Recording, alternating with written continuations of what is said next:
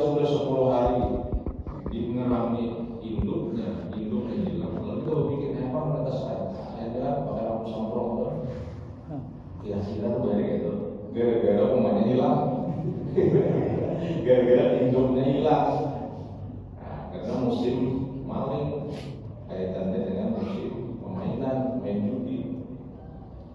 Karena pekerjaan di sawah sudah selesai. Pekerjaan di sawah setelah menanam itu agak santai, menunggu panennya. Dari menanam sampai panen itu mungkin sampai 3-4 bulan. Karena ada durian, ya permainan, kemudian madu ayam, main judi, yang ramai itu di warung dan tiga terus. Di warung itu catatannya hutang itu, di lain malam yang ada bayar. Jadi kan sekitar kata maki dan maki itu orang yang senang main judi. Nah jadi Bapak Ibu sekalian, kita harus memahami perbedaan. Jadi Allah menciptakan laki-laki perempuan. Wa ja'alnakum syu'uban wa qabaila, dan kami jadikan kalian itu berbangsa-bangsa dan bersuku-suku. Syu'uban itu lebih luas daripada qabaila.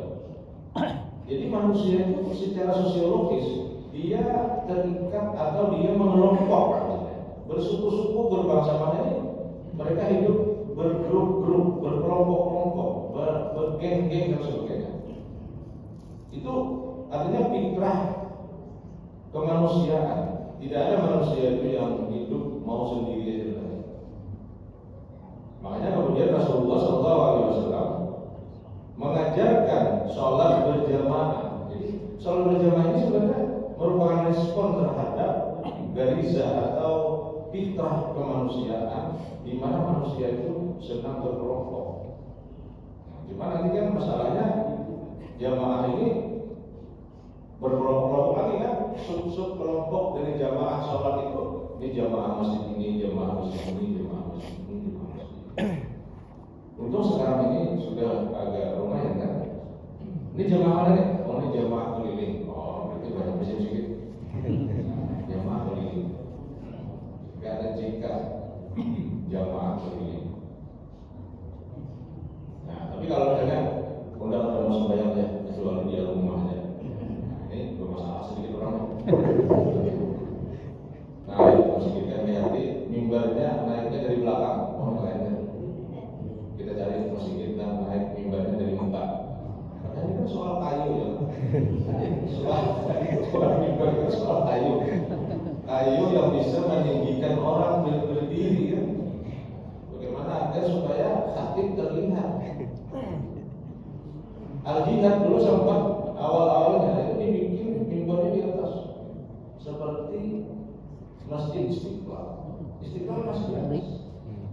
Maksudnya ya supaya hakim itu kelihatan. Kenapa kelihatan? Karena dia menyampaikan khutbah. Karena dia berpidato. Oh, sekarang ini canggih. Pakai kamera. Dengan kamera. Mungkin ada yang berpendapat, yang Nabi ada kamera. Oh ini bid'ah, tidak boleh masuk masjid. Nah, itu orang yang tidak berpikir fakta, data, empirik. Jadi Islam itu mengajarkan berpikir data. Nah, makanya Belanda itu berhasil menjajah kita dalam kurun waktu yang sangat lama. Berkat siapa? Biasanya Sunnah Ordoroni. Sunnah Ordoroni melihat Indonesia ini orang Islam. Orang Islam itu harus begini-begini. Belajar Islam dia sudah belajar. Tapi dia di kepalanya sudah matang teori-teori sosiologi yang ingin diplesetkan tentu saja. Digunakan untuk menjadi bagaimana memperlemah orang Islam ini. Ternyata isu Muhammadiyah NU, isu kuno, isu tarawih ini bisa dimainkan, dikapitalisasi. Jadi agama dikapitalisasi, dijadikan kapital modal untuk melemahkan umat Islam. Umat Islam itu senangnya saum, senangnya tarekat. Nah ini bagus ini, maka diperbesarlah forum tarekat-tarekat tasawuf ini sehingga mereka tidak lagi melawan penjajah. dan tidak lagi mereka bergerak di bidang ekonomi. Oh, mereka tahu haji, oh dicatat, oh diberi sertifikat haji, sertifikat. Saya ada satu kali umrah,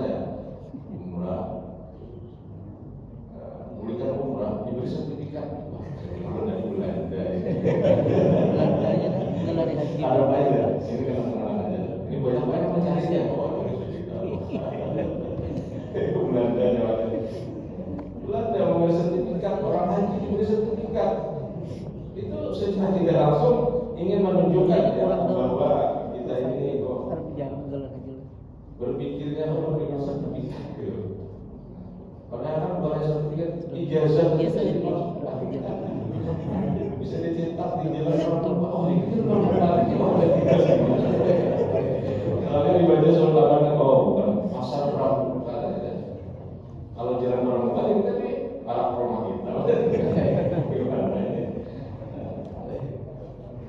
Jadi Belanda itu seperti itu. Sama juga dengan Inggris mengirim Marco Polo dengan Columbus itu menaklukkan Amerika. Bukan hanya Amerika, hampir seluruh pulau yang ada di dunia ini dikuasai Inggris. Inggris itu terkenal dengan Britannica. Britannica itu artinya Inggris Raya. Inggris Raya itu artinya matahari tidak pernah tenggelam katanya di bumi Inggris. Begitu luas. Australia, Selandia Baru dikuasai juga. Makanya bahasa Inggris itu menjadi bahasa internasional pertama karena Inggris menguasai dunia. Nah, lalu Allah menjelaskan apa gunanya manusia itu berbeda-beda. Lita'arafu, agar kamu saling mengenal. Tapi mengenal di sini melalui prestasi. Karena ta'arafu itu dari kata Arab. Arab itu uruf ma'ruf. Makanya ada amar ma'ruf, menyuruh yang baik. Jadi ma'ruf uruf itu baik dan baiknya itu memasarkan. Sehingga kan ada uruf itu artinya kebiasaan. Jadi ma'ruf itu kebaikan dan yang sudah menjadi kebiasaan. Berarti kan budaya. Lita'arafu, untuk kamu saling berbagi budaya kebaikan. Akhirnya seperti itu yang lebih luasnya. Jadi setiap kelompok, setiap orang harus berjuang untuk menghasilkan pemikiran, sikap, perilaku yang baik sampai menjadi budaya. Sampai menjadi culture, kultur. Misalnya waktu kita kan gotong royong. Bagus kan gotong royong itu mungkin kultur orang Indonesia. Di suku apapun gotong royong itu masih kuat. Hanya mungkin formatnya berbeda-beda. Kalau di pedesaan masih dengan fisik gotong royong. Kalau di perkotaan mungkin sudah dengan rekening. Rekening nanti masuk. Kalau di kota, kalau di desa tidak, orang bawa beras. Ada orang meninggal, masing-masing ibu-ibu datang namanya melawat. Yang melawat itu tak sudah. Apa yang dibawa? Beras, kemudian gula, kadang-kadang juga niur, kelapa ya, kemudian uang secukupnya. Ada bahkan sebagian yang membawa ayam. Istri saya orang Batang Purur di kampung, saya perhatikan orang membawa ayam. Ayam yang dibawa, ayam bukan ayam haram dengan ayam, ya. Ayam bukan. Angin apa sih tak? Angin tuan rumah gitu. Tuan rumah ini awas kalau makan ayam. Ini dapat musibah dan sebagainya. Ya, diberikan ayam sehingga. Nah, disitulah munculnya sejarah adanya siang haruan itu. Kan beres ini kan pengaruh macam-macam isinya kan. Ada pernah beres siang sehitung berdua, lalu diharuan.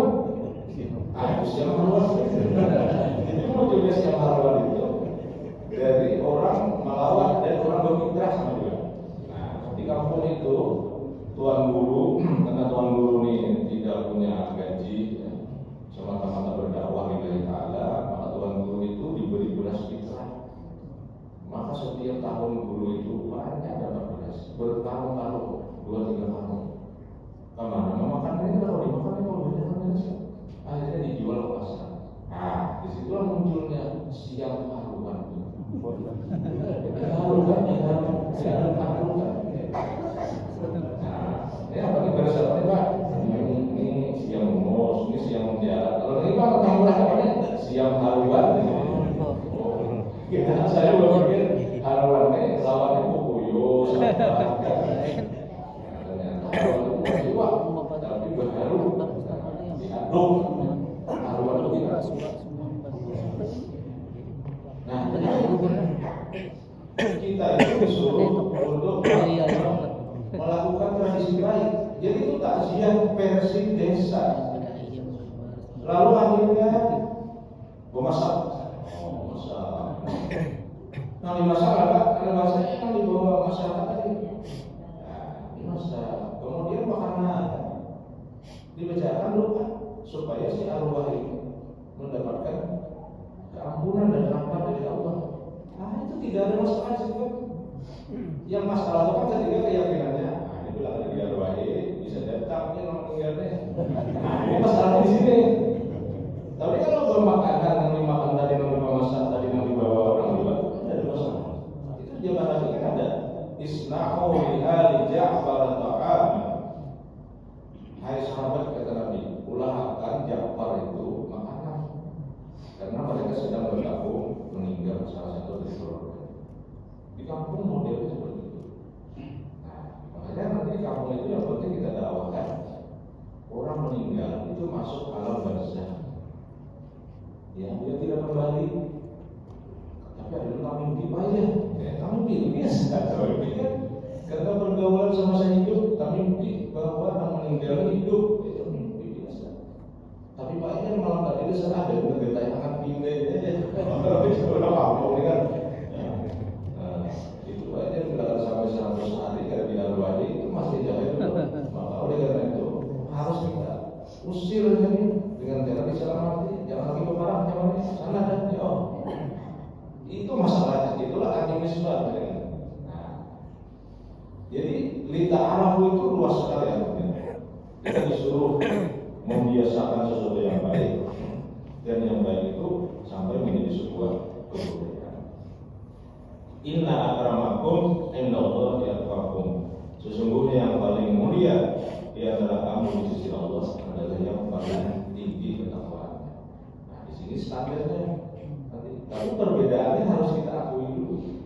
Tapi standar sikap kita adalah atqakum. Jadi mengakui, kemudian kita mengambil sikap, tentu saja. Tapi mengambil sikap itu berbasis data-data empirik, berbasis pertimbangan sosiologis dan antropologis, sehingga kita tidak salah memahami suatu kenyataan.